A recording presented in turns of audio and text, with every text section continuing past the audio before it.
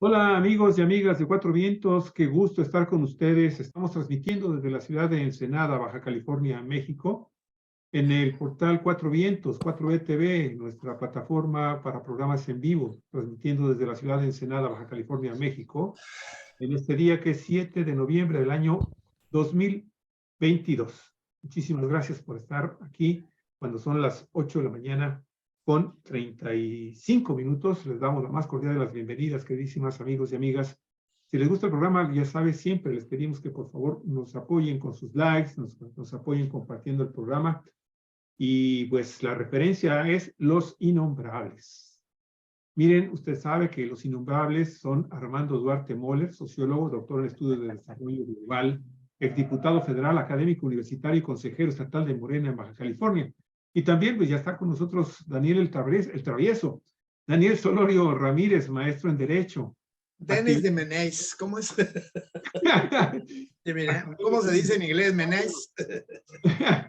Defensor del agua acá en Baja California, ombudsman de las audiencias de Cuatro Vientos. Y mira el tema nada más que están escogiendo, queridos amigos. El INE no se toca y la reforma electoral solo se encubre. Mire, vamos a hablar de la marcha del cruzado Claudio X González y sus huestes. El domingo 13 de noviembre van a marchar allá en la Ciudad de México. Pero también del papelón del presidente del Instituto Nacional Electoral, Lorenzo Córdoba, cuando lo exhiben ocultando los resultados de una encuesta que pagó con recursos del erario y que demostró un amplio apoyo de la ciudadanía a una iniciativa de ley que reforma el sistema electoral y partidista en México.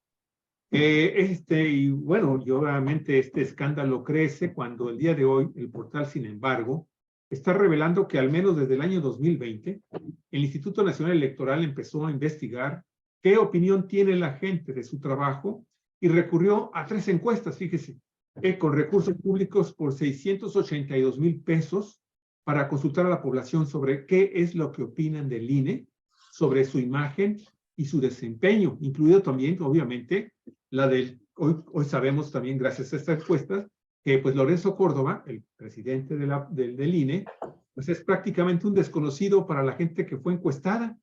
Además, en esas 3 encuestas quedó en claro que la mayoría de la población sí quiere cambios en el INE y en el Congreso también de la Unión. Fíjese nada más, en estas encuestas se dio a conocer que el 67% de los consultados está de acuerdo con la reducción de 11 a 7 consejeros electorales. Y el 80% respondió que está a favor de reducir el número de senadores y diputados, y esto desde el año 2000. Así que, amigos y amigas, pues esto definitivamente viene a confirmar que pues, la ciudadanía mexicana, la gente que está en edad de votar, ya quiere una reforma electoral en nuestro país. Y bueno, pues dejé hasta el último la representación, el regreso de Olga Alicia Aragón, nuestra coordinadora editorial en Cuatro Vientos. Estuvo 2 semanas fuera de la ciudad de Ensenada, está de nueva cuenta con nosotros. Olga Alicia, te extrañábamos mucho, qué bueno que ya estás con nosotros. Bueno, pues muchas gracias, amigos, amigas de Cuatro Vientos. Gracias, Javier. Pues sí, es un tema, el INE, que va a estar en la discusión pública las próximas semanas, si no es que meses, pero ahorita de inmediato, esta semana, tiene muchas vertientes.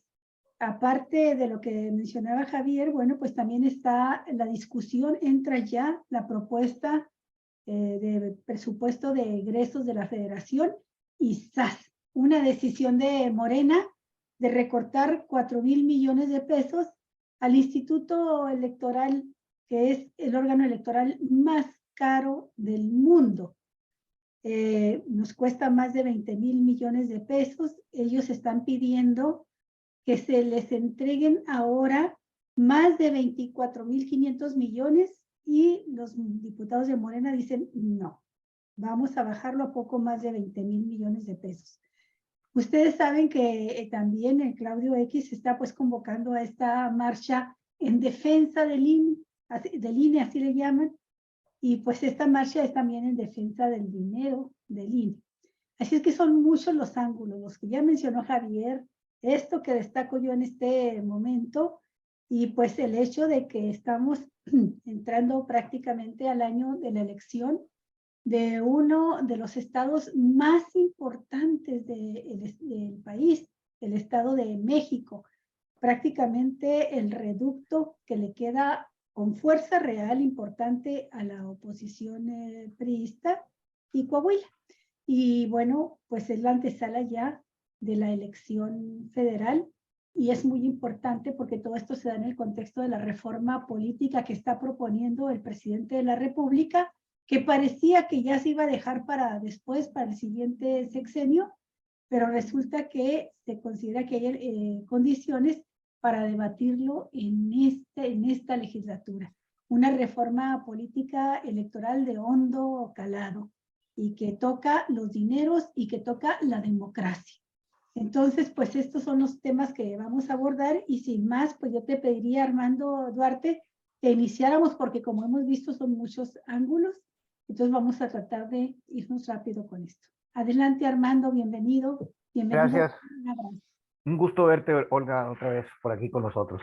Pues miren, yo hoy iniciaría mencionando la pertinencia, hablando sobre la pertinencia de la reforma electoral.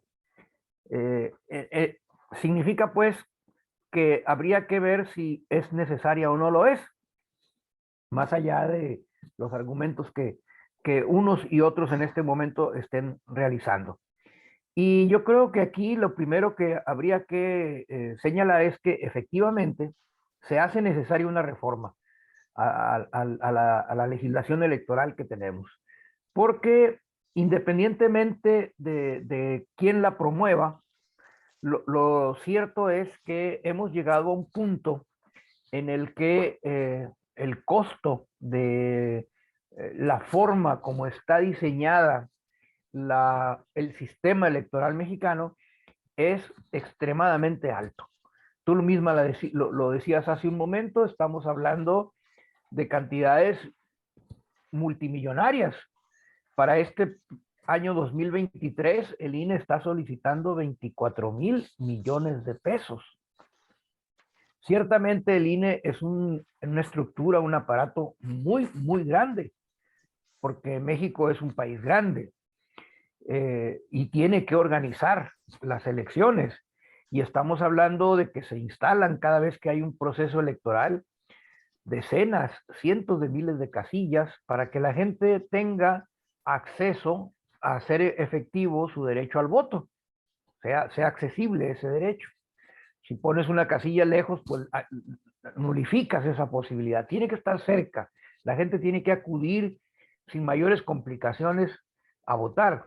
Y eso implica un gran esfuerzo de logística y que cuesta. Yo estoy de acuerdo con eso. Eso es innegable. Pero bueno, ha habido avances. Ya no estamos en la época en que se diseñó este sistema. Y creo que por simple sentido común, pues vale la pena echarle una revisada y ver qué podemos arreglar. Por ejemplo, la incorporación de las urnas electrónicas, que es una de las propuestas de la reforma electoral y que ya se utilizan en muchos países, incluidos países de América Latina, recientemente el caso del Brasil, ¿no? Venezuela lo viene aplicando desde hace ya bastante tiempo y han desarrollado sistemas en los que no ha habido evidencias de que hayan sido alterados, porque ese es uno de los argumentos que a veces se utiliza en contra de esto, ¿no? Van a hackear las famosas casillas electrónicas. Bueno, donde se usan, no hay un solo antecedente documentado de que así haya sucedido. Es decir, hay mecanismos, hay formas de evitar que esto pase. Es nada más un dato, pero hay otro que es más importante, que es la fórmula con la que se determina el costo o el financiamiento que se tiene que otorgar a los partidos, que está basado en función de un algoritmo en el que se estima el valor del voto, se multiplica por la cantidad de electores que hay en el país y eso es lo que le corresponde a cada partido según la votación que haya obtenido en la elección próxima pasada, ¿no? De tal manera que el partido que saca más votos es el que recibe más financiamiento, lo cual ya incorpora un elemento de inequidad, ¿verdad? Porque entonces el partido que gana es el partido que tiene más fondos y por lo tanto tiene más posibilidades de seguir ganando, ¿no? Bueno, ese es un detalle de nuestro sistema electoral y está en la ley, está establecido en la ley, lo que hace necesario, si queremos abaratar el costo de los procesos electorales, pues a reformular esa ley, a revisar esa fórmula con la que se estima el presupuesto que se le tiene que entregar a los partidos para que se ajuste a una realidad que ya no es la misma que existía antes. Porque cada año, imagínate, cada año se suman nuevos electores y cada año en la misma proporción se incrementa lo que se le tiene que entregar a los partidos.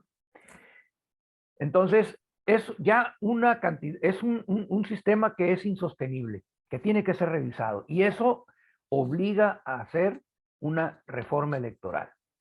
La otra cuestión está en lo que es la composición de los órganos que surgen, en este caso se llaman los órganos de poder popular, los órganos de las instituciones de gobierno, que surgen del voto.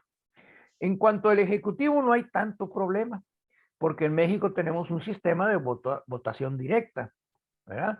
Gana el candidato que saca más votos, no como en Estados Unidos que a veces gana el que saca menos votos, por el sistema indirecto de elección que tienen allá.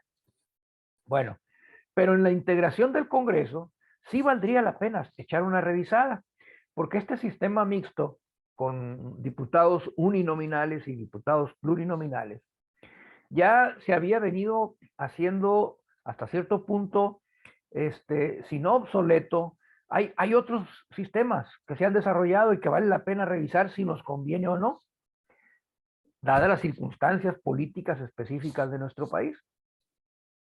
Y la primera cuestión de este sistema que brinca es la cantidad de diputados, 500 diputados, ¿no? Y que la reforma está proponiendo que se reduzcan sin sacrificar la representatividad de los partidos. Entonces, yo creo que vale la pena que se revise la actual estructura y composición y el marco normativo que regula el ejercicio de la democracia en nuestro país para que se afine, se ajuste a las nuevas circunstancias y que se pueda tener un organismo electoral menos caro. No es una cosa menor. Se dice que en el mundo el nuestro es uno de los más caros, si no es que el más caro. Y no somos el país más grande del mundo. Hay países que tienen montones de electores. Me imagino un INE con estas características, por ejemplo, en China, pues no les alcanza el dinero del mundo, ¿verdad? Para poder financiar las elecciones. Bueno, pues hagamos aquí un ejercicio de revisión y veamos qué es lo que se puede hacer. Entonces, el señalar que esta reforma es para acabar con el INE, me parece que es un recurso propagandístico para mantener un statu quo que, como hemos visto, ha beneficiado solo a unos cuantos y a cierta élite política. Por eso concluyo mi primera intervención. Gracias, Armando. Y Daniel Solorio, ¿qué te parece a ti esta estrategia que se ha seguido de insistir en que el presidente de la República quiere desaparecer al órgano electoral, al INE, que por cierto nos ha costado muchos, cientos, miles de millones de pesos a los mexicanos construir este órgano electoral, y que quiere desaparecerlo para tener el control de las elecciones? Bajo esta idea se está convocando por parte de Claudio X González y la oposición a la marcha del próximo día 13 y el hashtag el INE no se toca. Así está perfecto, no queremos que nos cambie nada, así debe de quedar. ¿Qué te dice esta respuesta de la oposición? ¿Y cuál es realmente la propuesta de la reforma político-electoral que propone López Obrador Y me gustaría, en tu caso, que le entraras así de manera también muy clara, muy directa, al método que propone el presidente, el Ejecutivo, en base a la propuesta inicial elaborada por Pablo Gómez y por Horacio Duarte, los dos expertos en el Instituto Electoral como representantes en su tiempo del PRD y luego de Morena en el órgano electoral, y que plantean ellos la elección de los consejeros, al igual que la elección de los magistrados del Tribunal Electoral por voto directo, ¿sí? Y a propuesta de una lista de candidatos, 20 candidatos que propondrían el Poder Legislativo, las dos cámaras de senadores y diputados, 20 que propondría el Poder Judicial a través de la Suprema Corte, y 20 que propondrían el Poder Ejecutivo como consejeros, y de ahí la elección directa por parte de los ciudadanos y, por supuesto, la reducción del número de consejeros que hay actualmente de 11 a 7. Vámonos por ahí, si te parece. Me gustaría mucho conocer tu opinión, porque hay quien les parece que es realmente imposible. ¿Cómo van a dejar que la gente elija a los consejeros y a los magistrados cuando es algo tan delicado que le corresponde a especialistas, ¿no? Así más o menos lo argumentan también. Adelante, Daniel, bienvenido. Bueno, empezaré, Olga, gracias. Un saludo muy cordial al público de Cuatro Vientos. Quisiera pues decirle al público de Cuatro Vientos que toda la campaña El INE no se toca es una campaña que parte de una gran mentira, deliberada, una mentira construida para engañar a la población en torno al contenido de la iniciativa del presidente López Obrador. Es falso, es absolutamente falso que el presidente esté proponiendo desaparecer al INE. Eso es una gran falsedad. Es falso que el presidente esté proponiendo que el control de las elecciones regrese al gobierno. Inclusive ese tipo de ruedas de molino o de mentiras grandes filtran por todos lados, que el presidente quiere regresar a los tiempos del viejo PRI, en que las elecciones las controlaba de manera directa el gobierno a través de la Secretaría de Gobernación. Esos son grandes mentiras. El presidente está proponiendo transformar al INE, ni tan transformarlo, ni tanto, modificar al INE para que funcione con autonomía. Los opositores están gritando que el presidente quiere quitarle la autonomía al INE. Eso es falso, es completamente falso. Por el contrario, la iniciativa del presidente está proponiendo un Instituto Nacional Electoral de Elecciones y Consultas. Y está muy bien porque en esta época el compromiso de la Cuarta Transformación es consultar constantemente, consultar con frecuencia, no solo en el plano federal, sino en los planos locales, estatales y municipales, al pueblo, consultar al electorado sobre diversos actos de gobierno. Esa práctica que en otros países ya se ha institucionalizado, se trata de institucionalizarla aquí, consultar de manera frecuente al electorado sobre múltiples formas, decisiones de gobierno. Esa es una idea que el presidente está no solo promoviendo ahora, sino practicando desde antes de tomar posesión de la presidencia de la República. Entonces se trata de transformar, de convertir al hoy Instituto Nacional Electoral en una institución que tenga un gobierno menos costoso. Quisiera subrayar esto. Se trata básicamente de reformar al gobierno del instituto. a ese grupo de gente que lo gobierna y cambiarle de nombre para que para poner énfasis en que las consultas populares, los plebiscitos, el referéndum y todas estas formas de consultar al público, al electorado, serán prácticas que hay que institucionalizar. De ninguna manera se pretende desaparecerlo. De ninguna manera nadie ha propuesto, el presidente explica casi todos los días.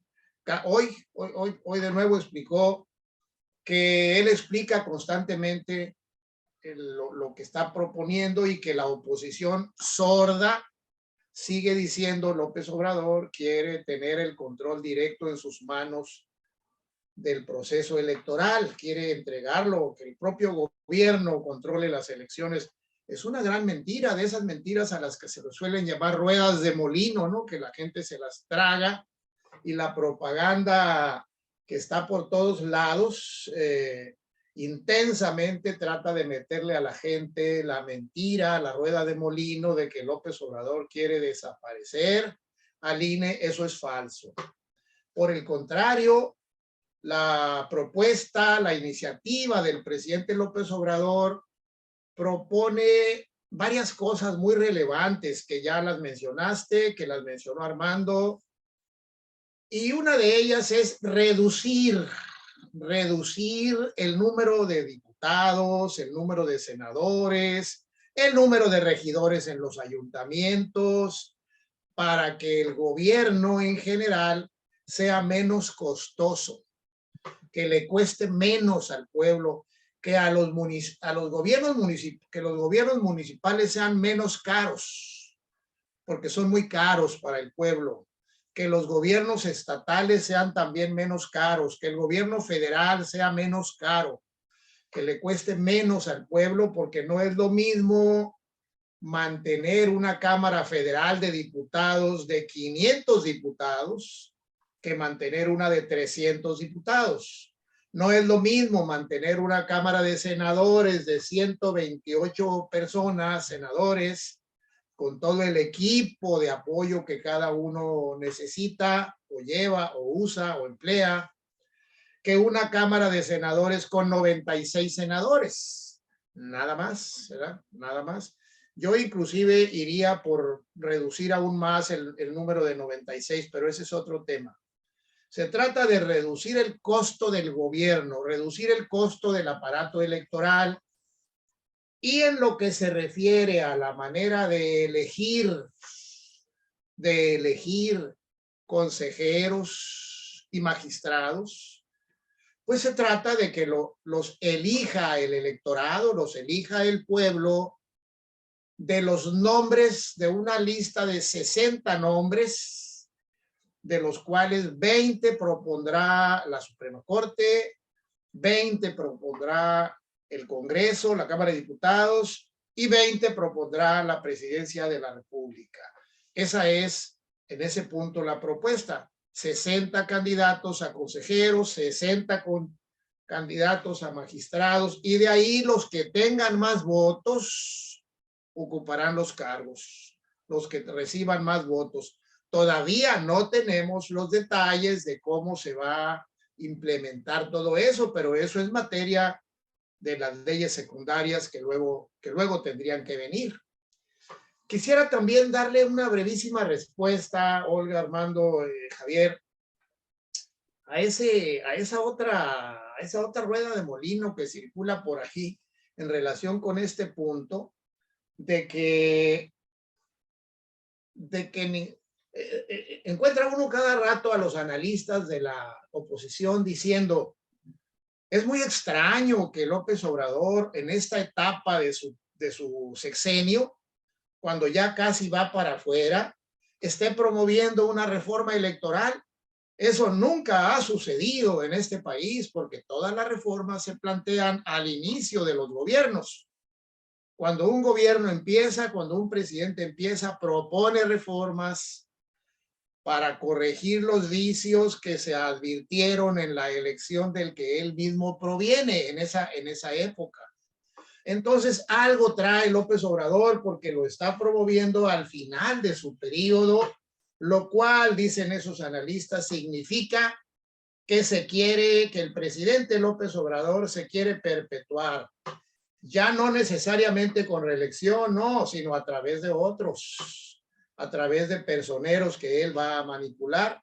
No es casual, dicen que al final de su periodo está promoviendo una reforma electoral. Eso es bastante ridículo porque el tiempo para proponer una reforma electoral no hay nada que diga que tiene que ser al principio del sexenio o a la mitad del sexenio o al final del sexenio. En todo momento se pueden abrir esos debates cuando haya espacio y oportunidad política para debatir un tema tan relevante como una reforma electoral que en México, este esquema que tenemos vigente, este esquema que la oposición dice que no se toca, sí necesita tocarse, hay que tocarla, hay que transformarla, hay que convertirla en un sistema electoral que no cueste tanto al pueblo, que no cueste tanto su operación y que además sea más confiable por su independencia. Y entonces termino diciendo, ¿qué es lo más confiable para el pueblo que aquello que el propio pueblo elige? Cuando nosotros elegimos a alguien, pues confiamos en ese alguien porque lo elegimos nosotros, pero que lo elija la Cámara de Diputados partidizada, que lo elija el Senado, que lo elijan otros y no el pueblo de manera directa, siempre es mucho más riesgoso. Eso es lo que digo por el momento y sigamos conversando. Gracias. Y gracias, Daniel. Armando, ayer estábamos escuchando, y lo recomiendo muchísimo, una entrevista que le hicieron los chamucos, a los caricaturistas, a Pablo Gómez. Y Pablo Gómez, quien es, yo no digo que experto, pero sí de los expertos en el tema electoral y autor en gran parte de esta propuesta que presenta el Ejecutivo de reforma político-electoral, plantea que en el INE, desde su inicio, dice, pero nunca como ahora, se creó un grupo dominante, un grupo de poder que ha controlado al instituto, pero que ahora además se ha alineado a la oposición, casi juega las veces de un partido político, no se constituyen como tal, porque les da más poder jugar las funciones que tienen como funcionarios del Instituto Electoral. Dice, y ahora incurren en actos para los cuales realmente no están facultados. Dice que paulatinamente se han venido cometiendo una serie de abusos que se van normalizando por parte de las autoridades, esta cúpula del INE, como por ejemplo el de quitar candidaturas a la oposición en los estados donde es la oposición. Sí. Así lo vimos en 2021 pasado, y dice, bueno, nos hemos ido acostumbrando a este grupo, que es un grupo de poder y que está alineado ahora a la oposición. Me gustaría conocer tu opinión al respecto, Armando, pero también en relación con el dinero. Hay por ahí los caricaturistas que son muy ingeniosos y que dicen, defendamos al dinero, agarran las palabras cine y dice, y sale Lorenzo Córdoba con un cartel, defendamos al dinero, Y el dinero que manejan es mucho. Se habla, Pablo Gómez da el dato de por lo menos 400 funcionarios de diferentes niveles dentro del INE, que cada uno de ellos gana más que el sueldo del presidente de la República. Entonces, esto de que somos un país muy grande y que requiere muchos recursos para que el instituto funcione, pues primero habría que empezar, para que no sea tan costoso, pues por los sueldos, los sueldazos se llevan, las prestaciones. Va a salir, nos vamos a enterar para entonces, ya lo estoy anticipando, en abril próximo se le vence el tiempo ya de consejería a Lorenzo Córdoba y a Ciro Murayama. Y yo ya estoy así temblando de cuánto es lo que se van a querer llevar por salirse ya, ¿no? Por liquidación, aparte de los fideicomisos que de manera irregular han estado creando para repartírselos al final. Armando, esa es por ahí por lo que te quiero pedir tu opinión. No te escuchamos. ¿Ahí me escuchan? Sí. Okay. Voy a empezar con una hipótesis muy aventurada, ¿no? Pues a lo mejor porque este año se retiran y se quieren retirar muy bien, es que están pidiendo más dinero, ¿no? Pues sí. Bueno, no tengo elementos para sostener eso, pero lo quería decir. Bueno. Se siente bien sabroso decirlo. Bueno, miren, yo estoy de acuerdo con lo que dice Pablo Gómez. El INE se ha convertido en el rehén de una cúpula, de un pequeño grupo con intereses muy definidos y que ha perdido su capacidad de ser un verdadero árbitro imparcial, con todas las características que la propia ley y la Constitución les establece, ¿no? De imparcialidad, certeza, legalidad y objetividad, ¿no? Yo creo que ha perdido esa capacidad. Y este es un problema que surge siempre en cualquier tipo de institución o de organización. Voy a citar dos casos. Primero, pues a uno de los padres fundadores de la sociología, Max Weber, cuando señala la naturaleza de la burocracia, ¿no?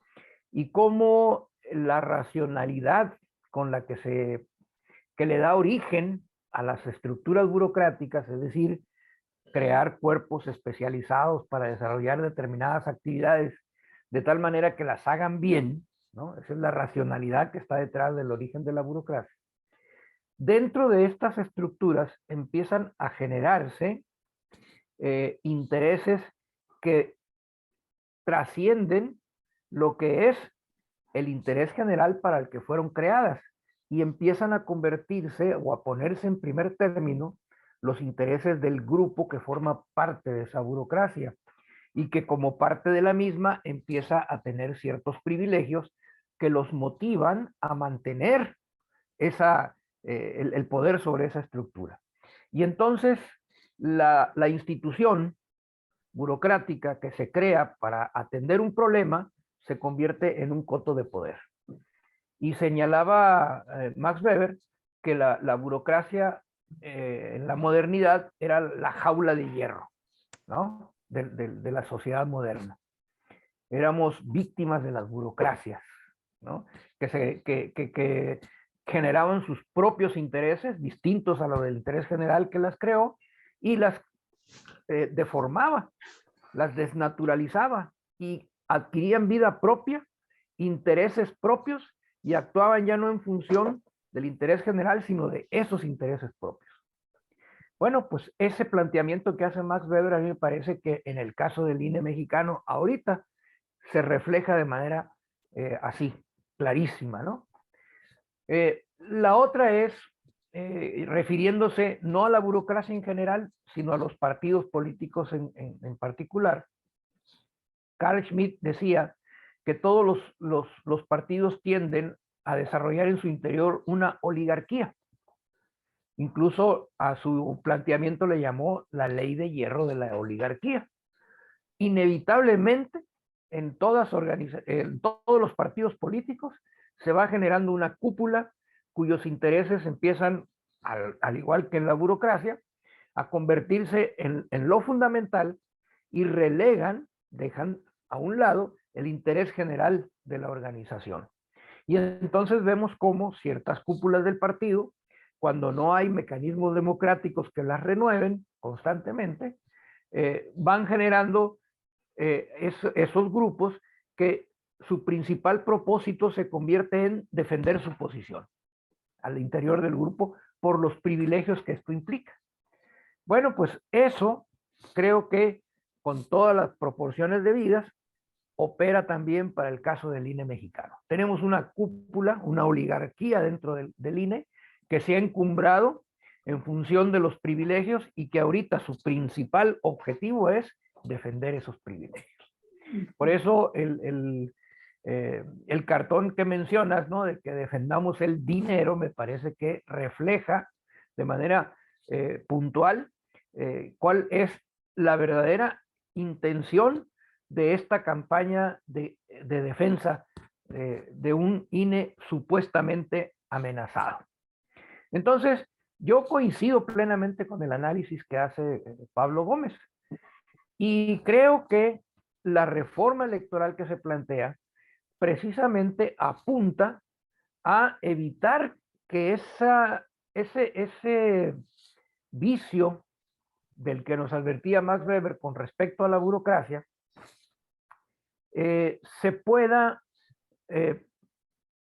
reproducir en el INE mexicano al convertir a la dirigencia principal del INE en un objeto de decisión popular, no de grupos, y que esta estructura oligárquica tenga un periodo específico de tiempo, como lo tiene actualmente en la ley, pero que no pueda echar mano, recurso de ciertos artilugios de carácter legal o de lo que sea, para tratar de perdurar el interés de esa cúpula. Como sucedió, por ejemplo, cuando se dio el cambio del secretario técnico, ¿verdad? Fue una forma de ampliar indebidamente el periodo de dominio de esa cúpula, no de una persona, porque a lo mejor sale el presidente del INE, pero se queda ese grupo enquistado en ella, y a través de estas instancias subordinadas, pero de gran importancia, como puede ser una secretaría técnica, mantienen el control del organismo, ¿no?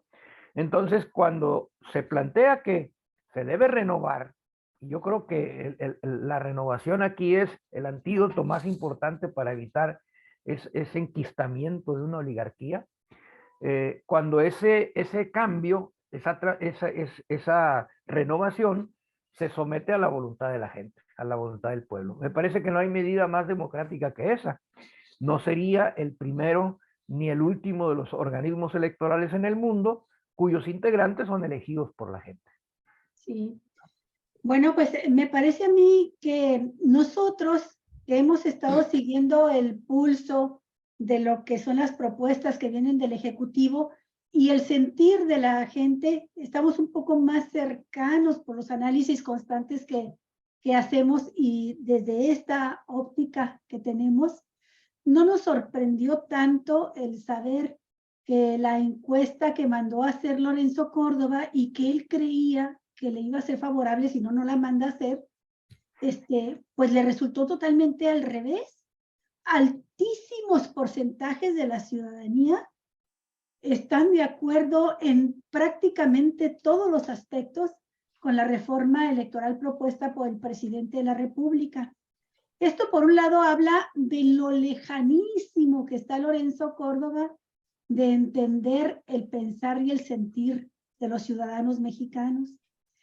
Este es un punto que me parece digno de destacar porque es quien dirige el órgano electoral y debiera conocer un poco más el pensamiento del pueblo mexicano. Voy contigo, Daniel, porque me llamó muchísimo la atención también que tú mencionaras el hecho de que se sorprendan de que el presidente de la República esté proponiendo una reforma político-electoral no al inicio, sino a 4 años de su gobierno.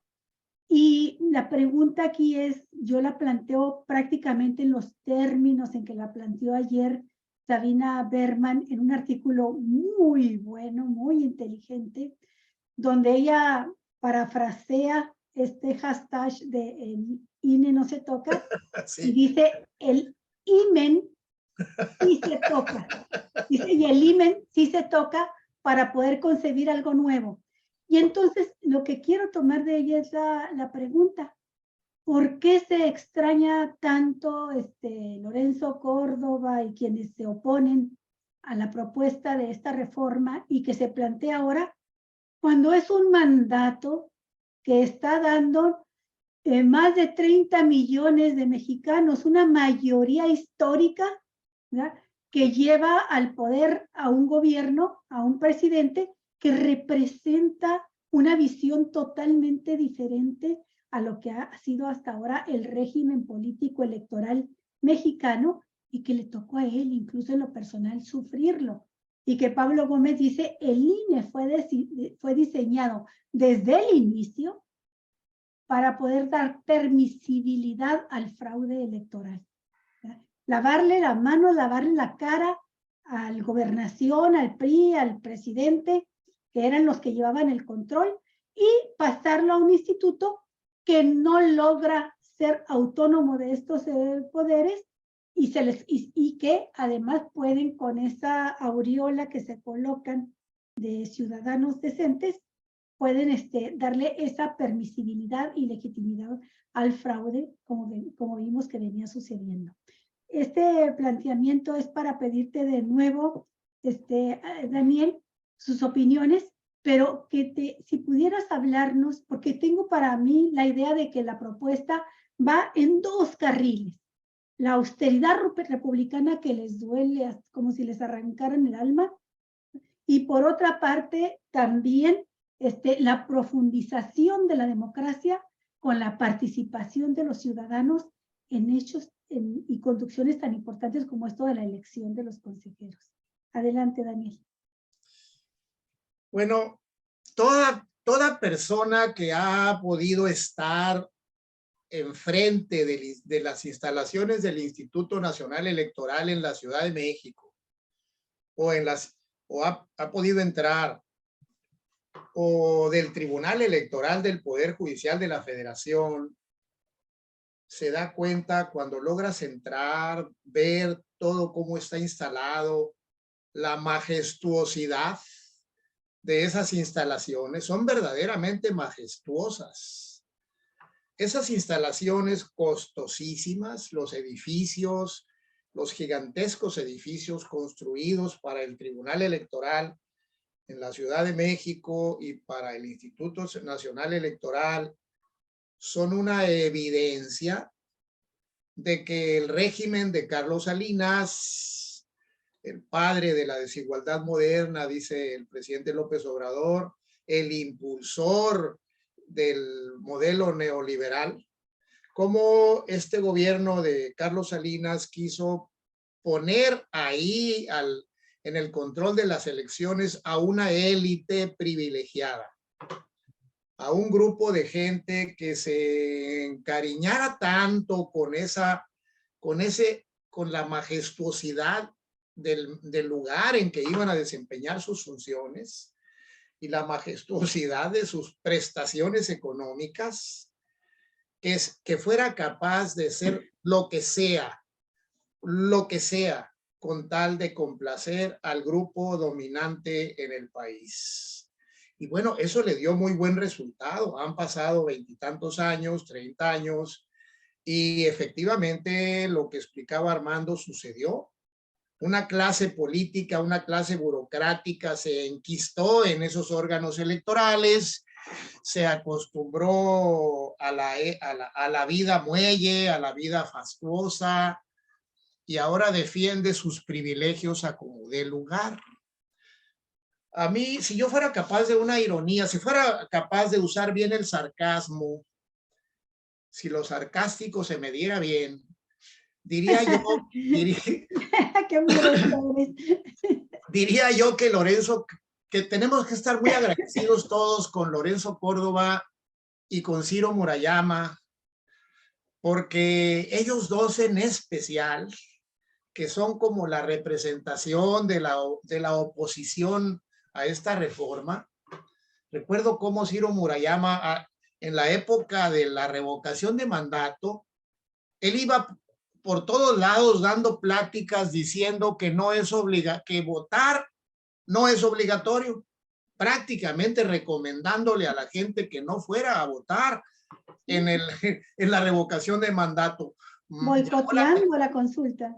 Violando la Constitución que establece la obligatoriedad de todos los ciudadanos de ir a votar, La Constitución y la ley lo consideran un deber, una obligación de todo ciudadano ir a votar en las elecciones y también en las revocaciones de mandato, en todo tipo de consultas populares. Ciro Murayama iba explicando que no es así, que es opcional, que es pleno derecho ir a votar o no ir a votar, y prácticamente recomendando que la gente no fuera a votar. Y por un lado es lo que cito de Ciro Murayama, por otro lado cito lo de Lorenzo Córdoba, que es un personaje extravagante que perdió toda cordura en lo que se refiere a cómo se tiene que conducir una persona que preside el órgano de la imparcialidad por excelencia. Olga Sánchez Cordero hace 2 años se lo recordó públicamente, le dijo: los funcionarios que dirigen un órgano electoral tienen que conducirse siempre con mesura, con prudencia, no pueden colocarse en el plano opositor ni dar lugar a sospechas. Pero a Lorenzo Córdoba eso ya se le olvidó por completo, perdió el pudor en ese sentido y se convirtió en una persona que pareciera que se está promoviendo para ser candidato opositor. Y yo creo que les tenemos que estar agradecidos a todos ellos porque nos indican muy bien que todo ese esfuerzo que están haciendo es para defender sus privilegios de alta burocracia, su enorme cantidad de dinero que reciben constantemente, de manera, voy a decir algo que en el mundo de los abogados es un sacrilegio, de manera impúdica, Sí. de manera impúdica, cuando empieza el gobierno de López Obrador y se empieza a exigir la austeridad republicana para que nadie tenga ingresos superiores a los del presidente, ellos se van inmediatamente a los tribunales de amparo, a alegar, a invocar la doctrina de los derechos adquiridos. Nosotros ya tenemos ingresos que son el triple o el cuádruple de lo que gana el presidente en México y tenemos derecho a seguirlos percibiendo de manera permanente. No nos importa lo que diga la Constitución. Y como en México hay una doctrina de los derechos adquiridos desde hace muchos años, gracias a esa doctrina lograron resoluciones favorables en los tribunales de amparo y se quedaron con ingresos que duplican o triplican los del presidente de la República. Eso es ciertamente es una legalidad impúdica. Sí, es una legalidad, sí, es legal, sí, ok, es legal, pero es la impudicia política, la impudicia social, la impudicia cultural de estos personajes en un país en que el propio jefe de Estado constantemente está pregonando que no es admisible un pueblo pobre con un gobierno rico. Bueno, estos dos señores, Lorenzo Córdoba y Ciro Murayama, que son como los personeros de la clase opositora, prácticamente son los representantes de la oposición y los impulsores de la campaña, el INE, como dijo Sabina Berman, el IME sí se toca, ¿verdad? Claro. Porque si no, habrá gente que no los porque, pueda tocar. porque si no se tocara, la humanidad ya habría desaparecido, por supuesto, ¿verdad? Pero bueno, creo que tenemos que estarles agradecidos porque nos han puesto en evidencia que hay que sacarlos de ahí suavemente, no a patadas, no como decía Fox, a patadas, no, mediante una reforma constitucional adecuada que renueve el sistema, que establezca un sistema de elección popular de consejeros y magistrados y que reduzca el costo de toda esa burocracia y sea confiable. Cualquier mexicano que se para, inclusive si logra entrar al interior de las instalaciones del Instituto Electoral en la Ciudad de México o del Tribunal Electoral, se va de espaldas ante el lujo y la majestuosidad. Son verdaderas ciudades de lujo dentro de esos edificios. Restaurantes de todo tipo, zona de habitaciones, hoteles de lujo y restaurantes de lujo dentro de las instalaciones. Wow, es impresionante y rodeados de bardas altas que impiden a cualquier persona asomarse siquiera. Wow. Creo que les tenemos que estar agradecidos porque ellos nos han gritado por todos lados que debemos de cambiar de sistema electoral. Esa es mi conclusión por el momento. Yo quiero hacer una pequeña aportación sobre lo que se ha estado comentando y lo que han estado informando. Venga. Porque hay un aspecto muy poco conocido de un antecedente de cómo en el Instituto Nacional Electoral se ocultan las cosas cuando no son, obviamente, de interés para la gente que común corriente, o que ellos consideran que no es de interés para nosotros, porque están acostumbrados a finalmente hacer las cosas siempre en lo oscurito, ¿sí? Hasta que de repente llega un medio de comunicación. En el caso de la encuesta, pues fue el periódico El País. Fíjense qué interesante, ¿no? Que fue el periódico español El País quien filtró este tema de la encuesta que se ocultó ahora en Desde la semana pasada. Sí, que se había ocultado, pero que el pueblo mexicano finalmente lo conoció gracias a este reportaje del periódico El País. Y ahí sí El País no se dijo nada de que quemaba el periódico ni nada. Bueno, lo dio oportunamente, lo dio a conocer. Pero me voy a referir a algo que sucedió en mayo del 2021. En mayo del 2021, el periódico, el portal electrónico periodístico Regeneración, publicó un reportaje en donde se daba a conocer que personas muy cercanas a las organizaciones de Claudio X González habían entrado al Instituto Nacional Electoral. Y eso había estado oculto totalmente. Se había dado esto que voy a narrar rápidamente 3 meses antes. Y no se dijo absolutamente nada. Se ocultó esa información. ¿Cuál era esa información? Pues fundamentalmente que pues el señor Lorenzo Córdoba y los consejeros de los que tú acabas de hablar en este momento, esa burocracia, Armando, también de la que has estado hablando, la burocracia dorada, pues eligieron como integrantes del Consejo Consultivo de esta organización que se llama el Programa de Resultados Electorales Preliminares, el COTAPREP, es un consejo técnico, ¿sí? Para las elecciones del 2021. A 2 integrantes de estas organizaciones de Claudio X González y obviamente también de la revista Nexos. Fíjense qué cosas tan interesantes.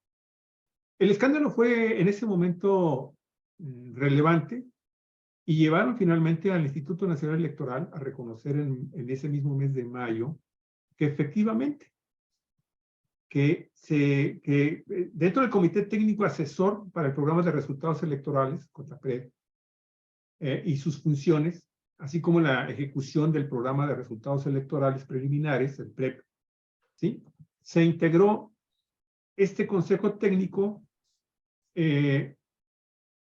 para que funcionaran coordinadamente con el Consejo General del INE a las siguientes personas: a la maestra Sofía Isabel Ramírez Aguilar, a la doctora Katia Rodríguez Vázquez, al maestro Pablo Corona Fraga, al doctor Sebastián Garrido de Sierra, al doctor Víctor Manuel González y González y al doctor Gabriel Sánchez Pérez. Pero los nombres que llamaron inmediatamente la atención a los periodistas de Regeneración fueron los de Ricardo Sevilla y a Sofía Isabel Aguilar, y también a Sebastián Garrido. ¿Por qué? Porque estos dos últimos, tenían un grave conflicto de interés porque pertenecían directamente a las organizaciones cercanas a Claudio X González, por ejemplo. Y aquí nos dice a qué se dedicaban estas personas. Mire, por ejemplo, el primero de ellos pertenece a Sofía Isabel Ramírez Aguilar, pertenece a la organización del IMCO, Instituto Mexicano contra la Corrupción. Y el segundo trabaja directamente la revista Nexos de este señor, de este intelectual Aguilar Camín. Y no lo habían anunciado porque supuestamente pues son personajes que debían de mantenerse precisamente fuera de los focos de los medios de comunicación para no llamar la atención y fueran sujeto de presiones. Pero de 6 consejeros, 2 estaban directamente vinculados con Claudio X González y con Héctor Aguilar Camín. 2 de los personajes que más abierta y groseramente en algunas ocasiones se han referido a la figura del presidente Andrés Manuel López Obrador. Esto era para la elección del 2021. La presión en ese momento fue tal que finalmente tuvieron que remover a esos 2 consejeros técnicos, a esos 2 asesores técnicos. Pero si no hubiera existido en ese momento un reportero de este medio de comunicación que denunciara esta situación que se estaba prestando totalmente aquí en los oscurito sin que nadie, ningún mexicano lo conociéramos, no sabemos qué hubiera sucedido entonces en el proceso electoral del 2021, de la intermedia. Entonces, esto nos demuestra que este tipo de situaciones que se dan en el Instituto Nacional Electoral, que oculta cosas tan importantes como esta al pueblo mexicano, pues viene a confirmar que definitivamente ahí estamos hablando con unos verdaderos personajes muy ladinos. Perdón por el concepto que estoy manejando de referirme con ladinos, porque pues, podría tener alguna connotación de racismo. Sin embargo, amigos, amigas, lo cierto es que no nos debe de sorprender entonces la actuación de estos personajes cuando también contratan en el 2020, desde el 2020, a una organización consultora para que les haga 3 consultas y no nada más se dedican a conocer el punto de vista de los ciudadanos sobre cómo funciona el INE, cómo está operando el INE, cuál es la perspectiva o la calificación que le da la gente que fue consultada a la operatividad de este instituto, sino que también se fueron a preguntar qué opinábamos del presidente, si lo conocíamos, a Lorenzo Córdoba, si lo conocíamos, si estaba haciendo bien su trabajo. Y cuando escucho a Armando y a Daniel y a Olga diciendo que Lorenzo pues es un aspirante o es un suspirante que pudiera que en un momento determinado convertirse en un candidato de la oposición a la presidencia de la República, bueno, pues evidentemente estamos hablando que pudo haber incluso estado utilizando recursos públicos pues para conocer también cuál era su imagen, con la posibilidad de que pudiera entonces presentarse como el abanderado electoral de este grupo opositor que el próximo domingo va a marchar y que, como bien lo dices, Daniel, no tiene cara para mentir de una manera tan descarada en la forma en cómo está planteando esta campaña de desprestigio en contra de una reforma electoral que a final de cuentas está siendo también integrada, y eso también con eso termino, está siendo integrada en este momento, hoy lo sabemos porque se han estado filtrando informaciones, el mismo secretario de Gobernación ya lo dijo, que existe también ya diálogos, incluso con el Partido Acción Nacional, para ver de qué forma se pueden integrar varias de las propuestas que están presentando, que están planteando los partidos políticos, porque hay que recordar y hay que decir que no solamente es Morena el que está presentando la propuesta. El Partido Acción Nacional desde septiembre planteó, ok, crear una lista B para candidatos de representación proporcional. También tipificar como delito electoral la intervención de un gobierno en los procesos electorales. 3, gobiernos de coalición. 4, regular la declinación de candidaturas. Y 5, la elección primaria de candidatos. El PRI propone elección de consejeros y magistrados electorales por insaculación.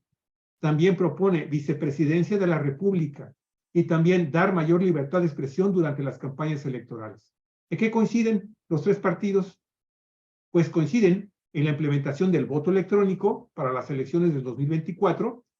PRI y PAN coinciden en anular las elecciones y candidaturas si existe intervención del crimen organizado, también en limitar la sobrerepresentación del 8 al 4% y crear la segunda vuelta presidencial. Y Morena y el PRI están coincidiendo en reducir las diputaciones de 500 a 300 diputados, aunque perdón, aunque Morena también propone reducir el número de senadores de 128 a 96. También eliminar eliminar el financiamiento ordinario a partidos políticos. Ahí están coincidiendo PRI y Morena, y también coinciden en que el PRI propone además un aumento de financiamiento ciudadano global y desaparecer los organismos públicos locales, las OPLES, y también el tribunal electoral, los tribunales electorales locales. Entonces, si vemos, Morena no va solo, y Morena está sentado ya en negociación, va más avanzado con el PRI, hasta donde sabemos, pero todos los demás partidos están participando y están abonando. Algunos no quieren ni que se les mencione, porque el PAN, cuando fue descubierto la semana pasada en esta negociación con el secretario de Gobernación, dijo inmediatamente, no, nosotros no, igual lo hizo Movimiento Ciudadano, pero ellos también están participando por debajo de la mesa en esta reforma electoral. Así que muy probablemente en diciembre, si esto se va a tratar en el Congreso de la Unión, en la Cámara de Diputados, muy probablemente veamos una reforma electoral algo diferente a la que planteó inicialmente el presidente López Obrador, pero que finalmente va a tener más posibilidades de ser aprobada porque puede estar ya consensuada de una manera muy importante con todos los partidos políticos. ¿Qué piensas tú, Armando, de las posibilidades reales de que salga adelante esta reforma que, como toda reforma constitucional, requiere 2/3 de la votación de los diputados, por lo menos 2/3? Y bueno, la propuesta como la conocemos, a mí sí me parece muy profunda, muy profunda. Es un recorte drástico, es un cambio fundamental en la manera de financiar a los partidos. Para empezar, les elimina el financiamiento en época en que no es electoral. Y por otra parte, pues es una disminución también muy grande de los cargos que están acostumbrados a repartirse. Ya están acomodados los grupos internos, las burocracias partidistas, para ver cómo acomodan a sus candidatos, una cantidad impresionante de cargos, tanto de organismos autónomos del instituto, como en los cargos de gobierno de diputaciones, regidurías y todo lo que, pues básicamente eso, se propone recortar. ¿Crees tú realmente que los partidos estén dispuestos a hacerse ese harakiri en los intereses que les dan también su propia casta dorada como partidos políticos? Los dirigentes de los partidos ganan más que los senadores, a veces ganan lo mismo que un magistrado. Entonces también es una bolsa de dinero que sostiene a una clase privilegiada que conforman las direcciones partidistas en su mayoría.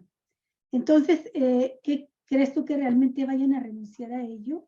Me llamó la atención ahorita que dice Javier que el PRI ya dijo que está dispuesto a entrarle a esa discusión, pero yo no veo posibilidad real de que renuncien a esas prebendas. Y como no me contestó Daniel, yo quiero pasarte a ti la pregunta. Es la importancia de que los ciudadanos en la propuesta original voten por la elección de los consejeros y de los magistrados electorales. Esto me parece muy importante porque no hay que olvidar que es hasta hoy la Cámara de Diputados, con esa también cúpula partidista que se pone de acuerdo ahí en la Jucopo, ¿verdad?, en el órgano de gobierno de la Cámara, la respectiva, y que ahí en la Cámara de Diputados eligen, ¿verdad?, se distribuyen las cuotas de poder. Y nada más menciono el caso más evidente de todos.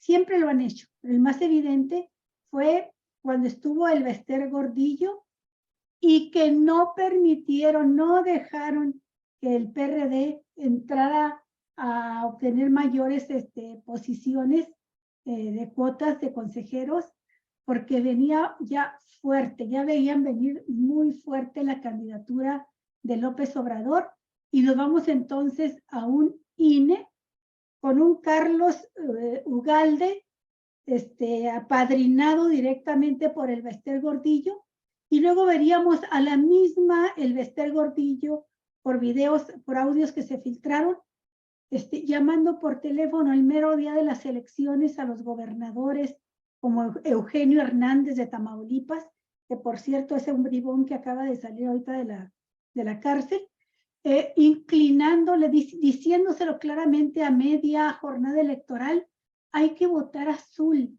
hay que venderle el voto. Imagínate, a los gobernadores priistas le dice el Bester: hay que venderle el voto a Calderón, hay que venderle el favor a Calderón, vota azul, porque están ahorita las cosas muy difíciles y necesitamos que gane el azul. Y después Pedro Cerizola se comunica con el mismo gobernador y le dice: gracias, amigo, qué bárbaro, te sobregiraste, ¿no? Entonces, bueno, sabemos pues que el famoso INE que tanto defienden, que no quieren que el INE se toque, el INE no se toca, pues es un INE que, como dijo Pablo Gómez, fue diseñado, está diseñado con esta gente que entra por cuotas de partido para propiciar, para hacerse de la vista gorda ante el fraude electoral.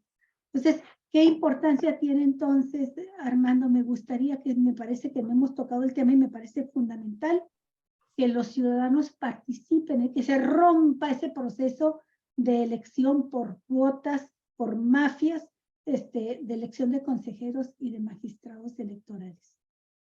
Bueno, Esta propuesta, ¿tú crees que realmente le entren el PAN, el PRI, a la hora de debatirle, que estén de acuerdo en que se elijan así a los consejeros? mira, que estén de acuerdo no estoy seguro, ¿no? Lo dudo mucho. Pero de que va a haber reforma electoral, creo que la va a haber, ¿no?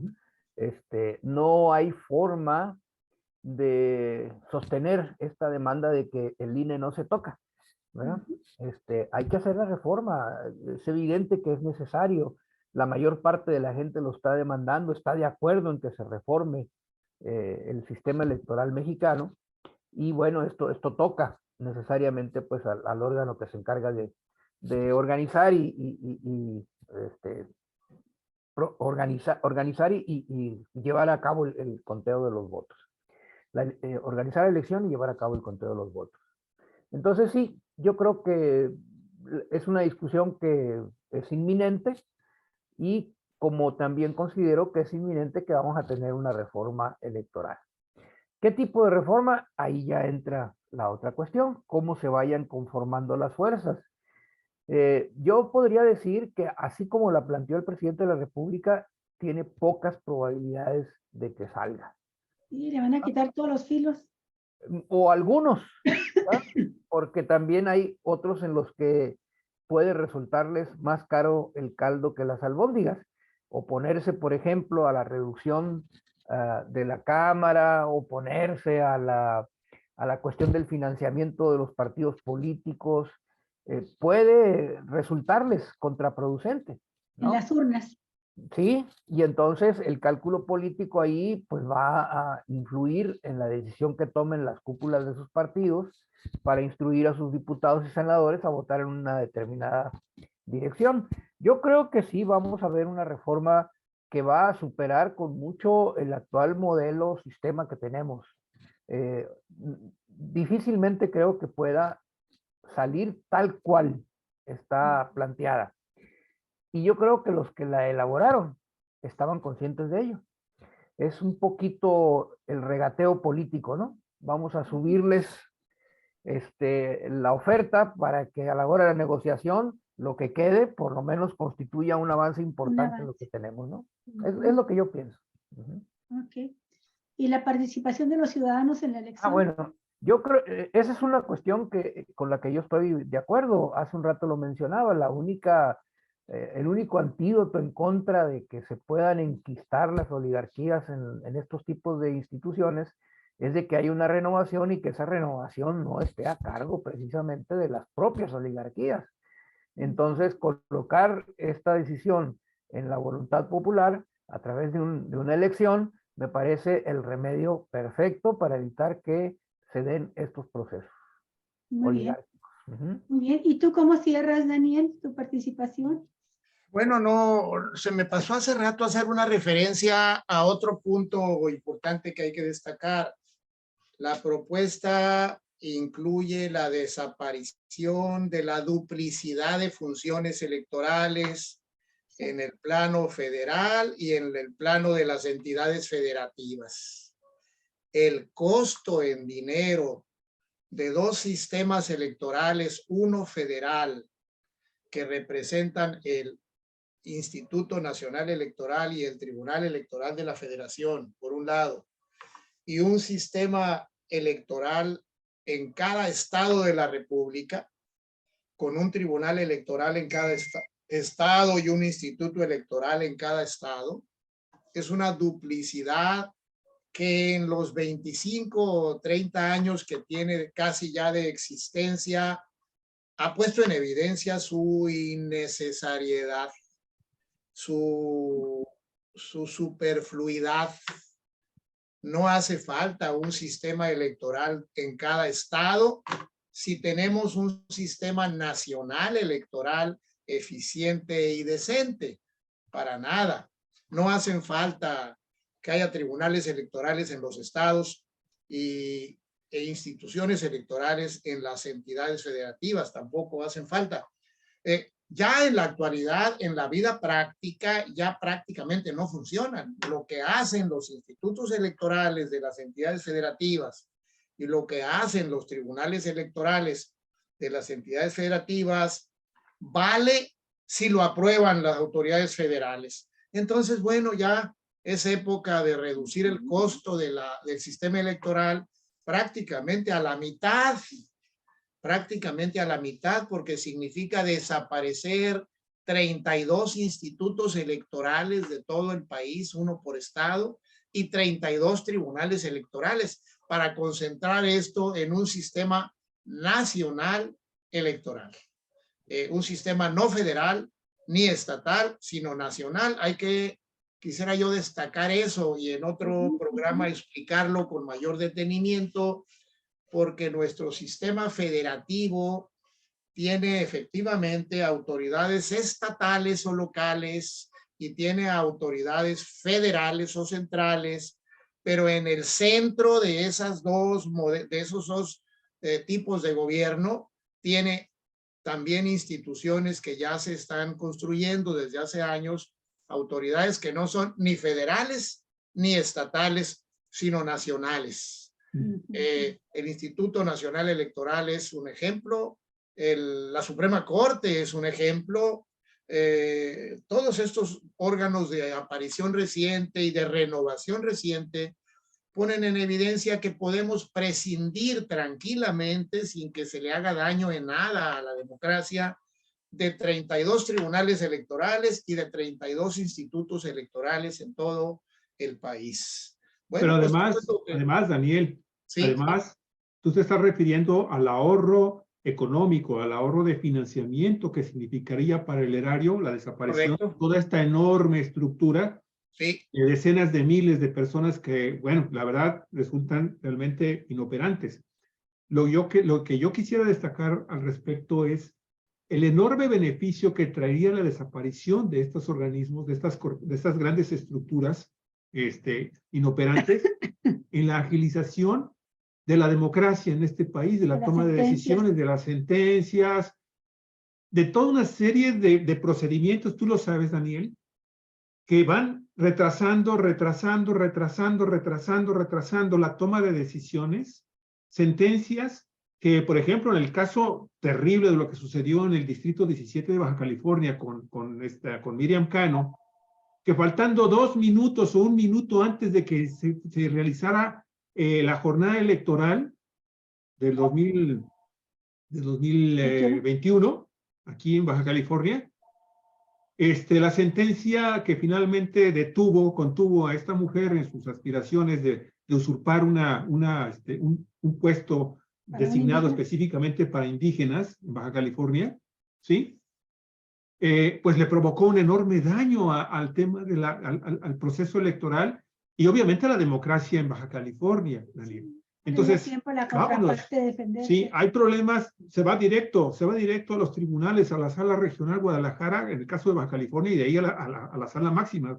Pero si no es el tribunal local, Un peloteo. una serie de distrital y que quién sabe cuántas broncas, que lo que se puede tomar una decisión en una semana se lleva meses, Daniel. Y eso es terrible que suceda en la democracia, en esta incipiente democracia que finalmente estamos tratando de armar entre todos. Y finalmente con esto, Daniel, el hecho es que lo que tú acabas de decir, que desaparezcan, hay una enorme ventaja. Yo ya lo comenté hace un momentito, hace un ratito en el tema de lo que dije. Morena y el PRI están coincidiendo en ese tema, en desaparecer las OPLES y en desaparecer los tribunales electorales de los estados. Esa es una enorme ventaja. Yo creo. Una propuesta del PAN, además.